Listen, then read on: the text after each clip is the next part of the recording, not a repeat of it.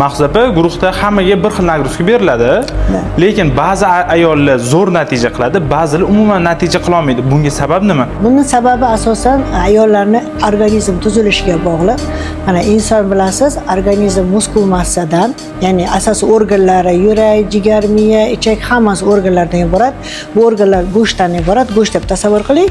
Ikkinchi qismi yog'dan iborat. Jismoniy harakat paytida biz asosan nagruska beryapmiz, biz muskulni ishlatyapmiz. Muskul ishlagan paytda muskul nagruska hisobiga oqsil yo'qotadi. Ya'ni jismoniy harakat paytida biz yog' eritmaymiz.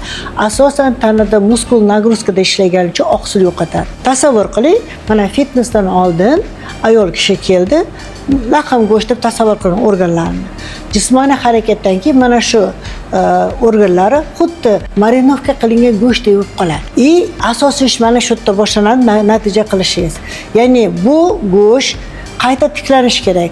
Shuning uchun jismoniy harakatdan keyin kamida 20,5 soat ichida inson mana shu yo'qotgan oqsilni joyiga qo'ysagina natija bo'ladi. Natija ham har xil bo'ladi. Agar siz jismoniy harakatdan keyin mana shu xilbiragan go'sht bilan chiqib ketsangiz zaldan, ya'ni u yo'qotgan oqsilni joyiga qo'ymasangiz, siz borgan sayin muskul massangiz kamayib boradi, yog'ingiz ko'payib boradi va qayta semirishga moyillik tug'iladi. Shuning uchun har qanday jismoniy harakatdan keyin u raqs bo'ladimi, fitness bo'ladimi, trenajyorni zal bo'ladimi, natija qilmoqchi bo'lsangiz, jismoniy harakatdan keyin yeyiladigan ovqatingizga bog'liq.